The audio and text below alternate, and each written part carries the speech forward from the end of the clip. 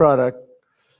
This action will eliminate over $1.3 trillion of regulatory costs and help bring car prices tumbling down dramatically. You're going to get a better car. You're going to get a car that starts easier, a car that works better for a lot less money.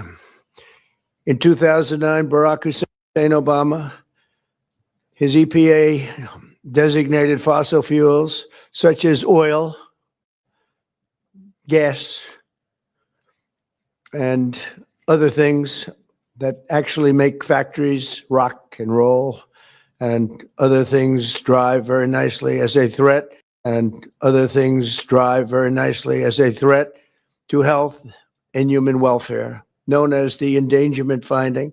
This determination had no basis, in fact, had none whatsoever, and it had no basis in law. On the contrary, over the generations, fossil fuels have saved millions of lives and lifted billions of people out of poverty and all over the world. And you see it with the blackouts all over where they don't use it, where they went to wind, intermittent wind, which is weak and ineffective and very, very costly, most costly energy there is. And people are dying because there was no air conditioning or there was no heating. Lots of other things, bad things happened. And yet this radical rule became the legal foundation for the Green New Scam, one of the greatest scams in history, probably as great, maybe even greater than Russia hoax, etc., which the Obama and Biden administration used to destroy countless jobs. And the jobs have been just decimated. Although they're all coming back because of tariffs, they're all coming back into our country at levels we've never seen before. But it raised prices and caused immense harm to the U.S. auto industry. We thought irreparable, but we've got them back. We've got them back. We're coming back now. I was in Detroit, as you know, with Ford, and they had one of the earliest plants from the early 1900s, and it was going to be closed down. And then when I won, they said, let's keep it open for a little while. Let's see what happens. And they just announced, as you know, they're going 24 hours around the clock with that same plant that was going to be closed because of what we've done. For example, under the Endangerment Finding, they forced the hated start-stop feature onto American consumers, which unnecessarily shuts off a car's engine when you stop at a red light. In other words, the engine goes off. That's great. The Endangerment Finding was also used to impose the massive and really very expensive electric vehicle mandate, expensive in the sense that nobody wanted it. Everybody was going to be forced to buy an electric car in a very short period of time, even though you can't power the car, because we would have had to spend $5 trillion on power stations. That's all dead, gone, over. These crippling restrictions were a major factor in driving up car prices to unprecedented levels, and the car that you were getting was not nearly as good. In 4 years under the Biden administration, the price of a new and used car rose more than 22%, all to facilitate the Green New Scam without achieving any meaningful impact on the environment, but making the car worse. That's why, effective immediately, we are repealing the ridiculous Endangerment Finding and terminating all additional green emission standards imposed unnecessarily on vehicle models and engines between 2012 and 2027 and beyond. This action will save American consumers trillions of dollars and will lower the average cost of a new vehicle by close to $3,000. Think of that. During my campaign, I promised to cut 10 old regulations for every new regulation. And we've exceeded that. We've instead done it 10 regulations. We were able to cut 129. So now we cut 129. So think of that. I promised to cut 10 old regulations for every new one, but we did more than 10. We did 129. It's something, nobody can even believe it. So we did a lot of regulation cutting in the first administration, a record, nobody even close to it now. We're actually exceeding it in this administration. The biggest one yet that we've done is happening right now. So perhaps no industry has benefited more from our historic deregulation campaign than the U.S. auto industry. We canceled the EPA's absurd, just totally absurd tailpipe emission standards, which was a disaster for automobile manufacturing, and revoked Biden's emissions waiver that would have allowed California to regulate automobiles for the entire nation. And they're crazy out in California. They have nothing but trouble out there, as you know. That's why people are leaving in record numbers. I also ended Joe Biden's extreme cafe emission standards, saving the average American consumer much more than $1,000 when they buy a new car. But now we're talking about close to $3,000. These regulation cuts, combined with our tax cuts and tariffs, are the reason why the world's largest automakers have announced that they're going to be spending in excess of $100 billion in the United States in the next very short period of time, building new auto plants. We're bringing our auto plants, assembly plants, and factories roaring back to life, not even mentioning AI and all of the other things. We're building thousands of businesses in the United States. And if you remember, on my first day, they said if I could ever get the Dow up to 50,000 in my last year, in other words, in the fourth year, that it would be an unbelievable miracle. But don't worry about it, because it'll never happen, they said.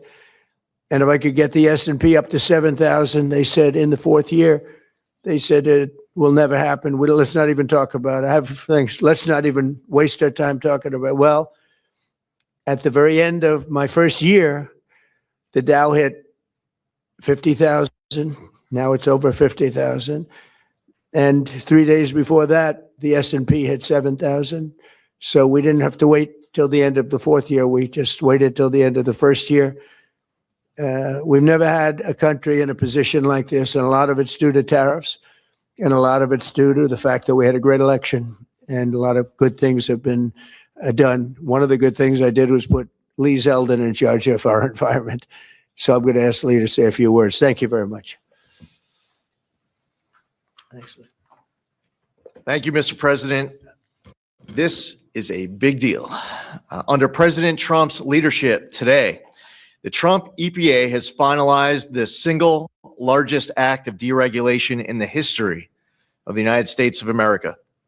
Referred to by some as the holy grail of federal regulatory overreach, the 2009 Obama EPA Endangerment Finding is now eliminated. This action will save American taxpayers over $1.3 trillion. What that means is lower prices, more choices, and an end of heavy-handed climate policies. With today's announcement, American families will save over $2,400 for a new vehicle. 16 years ago, an ideological crusade within the Obama administration set off the most costly regulatory power grab our country has ever experienced. The 2009 Obama EPA Endangerment Finding led to trillions of dollars in regulations that strangled entire sectors of the United States economy, including the American auto industry. It claimed new powers over the vehicles we drive, even though the best reading of the Clean Air Act clearly states otherwise.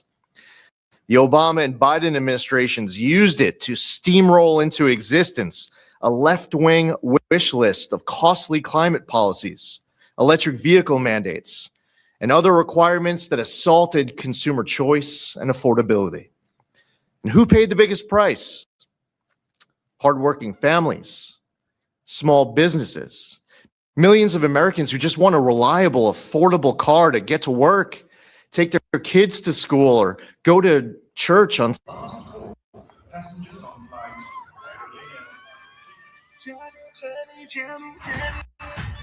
तो हो जाए थोड़ी मस्ती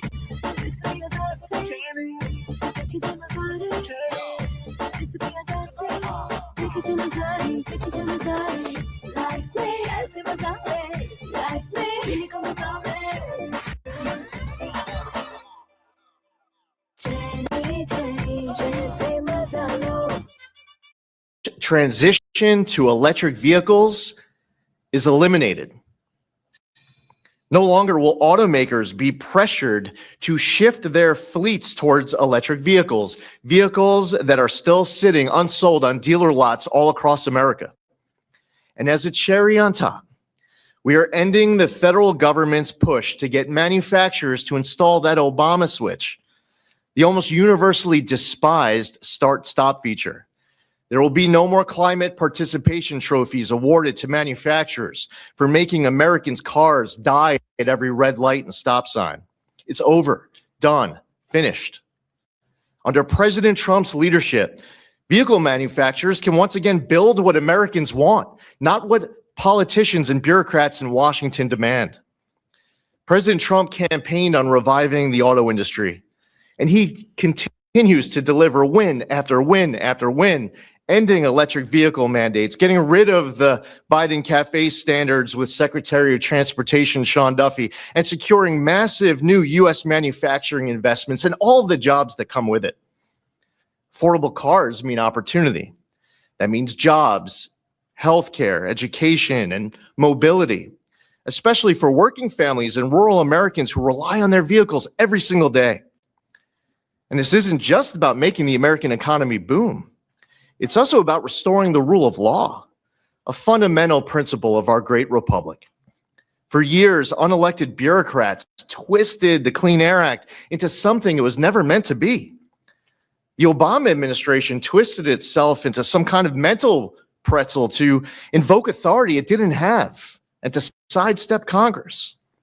They claimed that 6 greenhouse gas emissions from vehicles, some of which aren't even emitted from vehicles and trucks, contribute some amount above zero to global climate change, what they said endangered public health.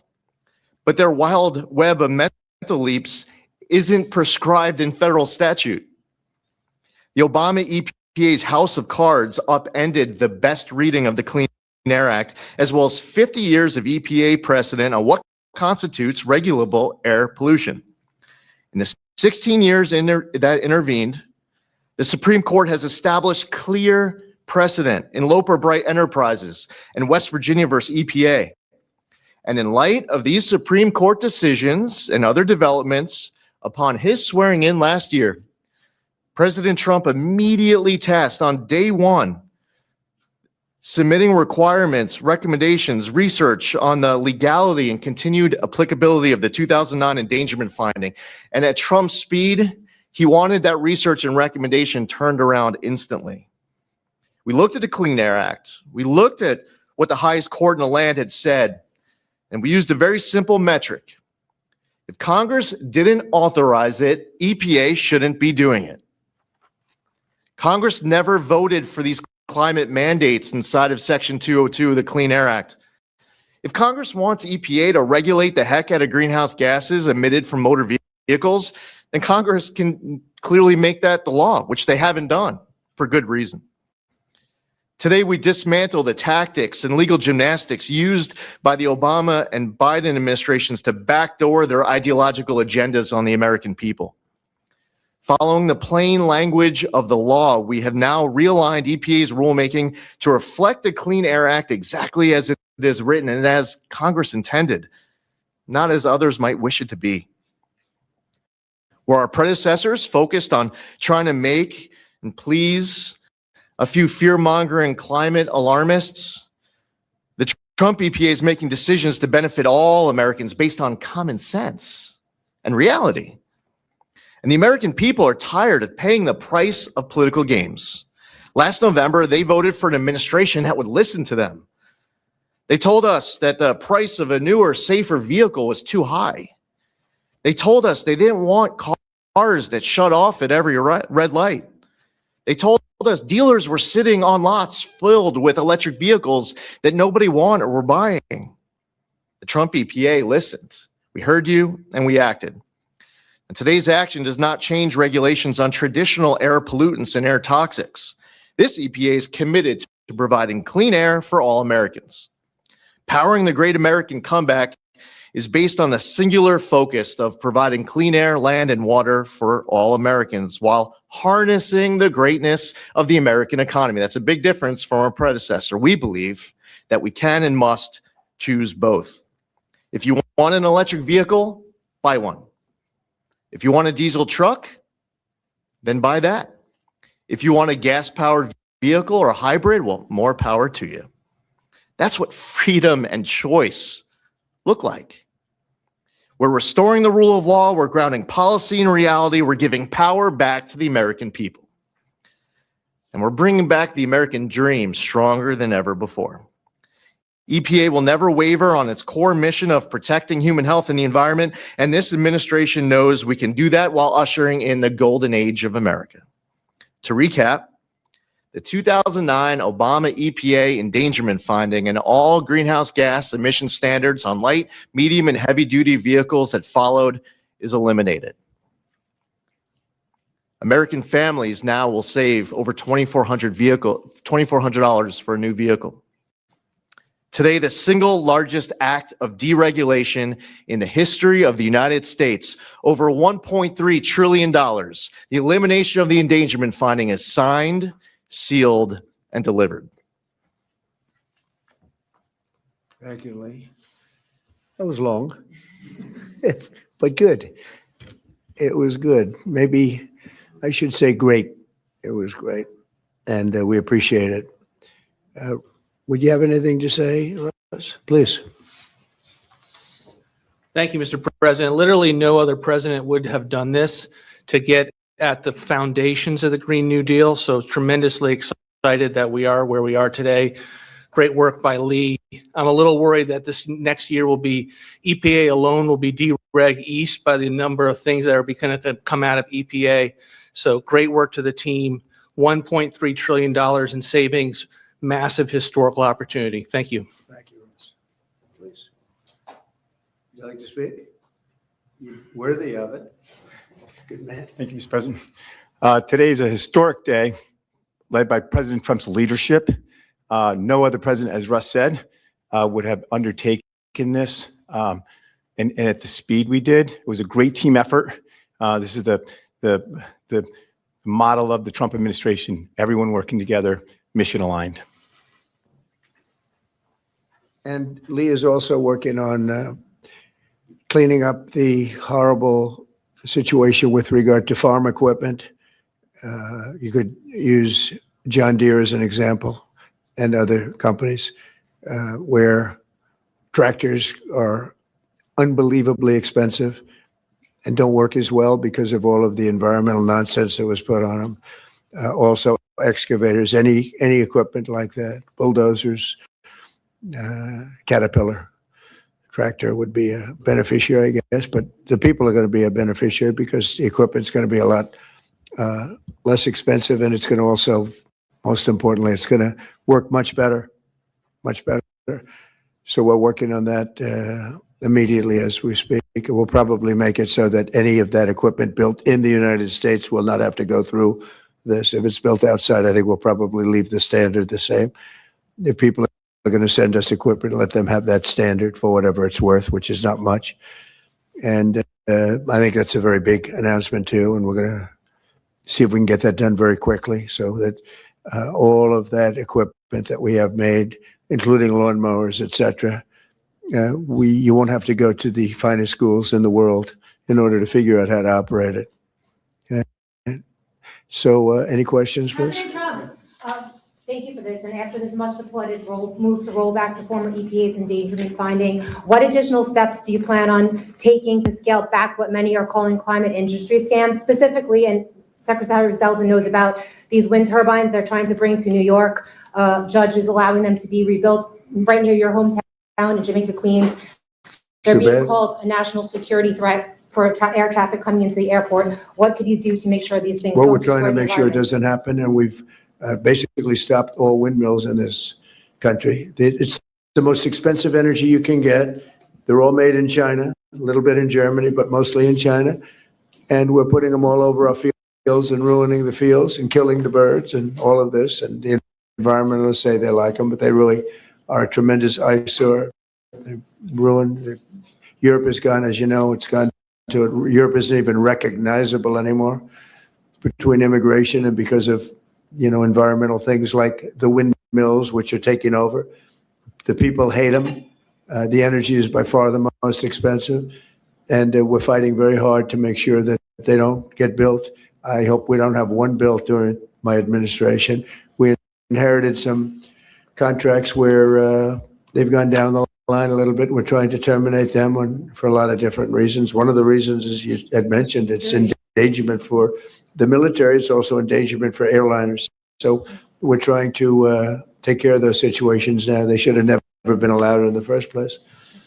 Yeah, Mr. please. President, thank you so much for taking Sure. questions. What do you tell Americans who are concerned that the $1.3 trillion in savings does come at a cost to public health and the environment based on science? I tell them, don't worry about it because it has nothing to do with public health. This was all a scam, a giant scam. This was a ripoff of the country by Obama and Biden. And let's say Obama started it and got it rolling. And a terrible ripoff. They'll have more money to spend for healthcare. If you look at it, now they can go out and spend it on something that's meaningful. And nobody's doing more for healthcare than the Republican Party. And that starts with the fact that prescription drugs are going to be coming down at numbers that nobody's ever seen before. They're falling. You know, we were paying the highest prices in the world by far, sometimes by 10 times more than other countries. Now we're going to be paying whatever the lowest price is anywhere in the world. We're going to be paying that. It's called favored nations, most favored nations. And I think it's the biggest thing to happen in this world, the world of medicine, prescription drugs, ever. There's never been anything like it. You know, if like in my third year, first term, I actually got prices down 1/4 or 1/8%. And I was so proud of myself because they were like that for years and years. And since under Biden, they went up very, very substantially. And now they're coming down by, depending on, you could say 500, 600, 700%, depending on the way you want to, or you could say 80%. It doesn't matter. They're coming down by numbers that nobody ever thought possible. I got it all done and I got it all approved, and all of the countries all over the world are going to pay more. They've agreed to pay more because of tariffs. I said, if you don't do it, we're going to have to tariff you, and they've all agreed to do it. Otherwise, they would have never done it. That was why no president has ever been able to get it done. Please. Yeah, Mr. President, you took more than 600 deregulatory actions in your first year here. From the business world, you know how unnecessary red tape can hinder business expansion and investment. This announcement here today and the deregulatory action you took in your first year, how much economic growth can we expect to see as your term progresses? It's a great question. I think that it'll be enormous. Who knows really what the number is, but I can tell you in terms of economic growth, with $18 trillion being invested in this country right now, the most ever of any country by far, not even close. Think of it, no matter where, not just here. $18 trillion is coming in, and that money is being spent right now as we speak. You may have heard Lee mention, I mentioned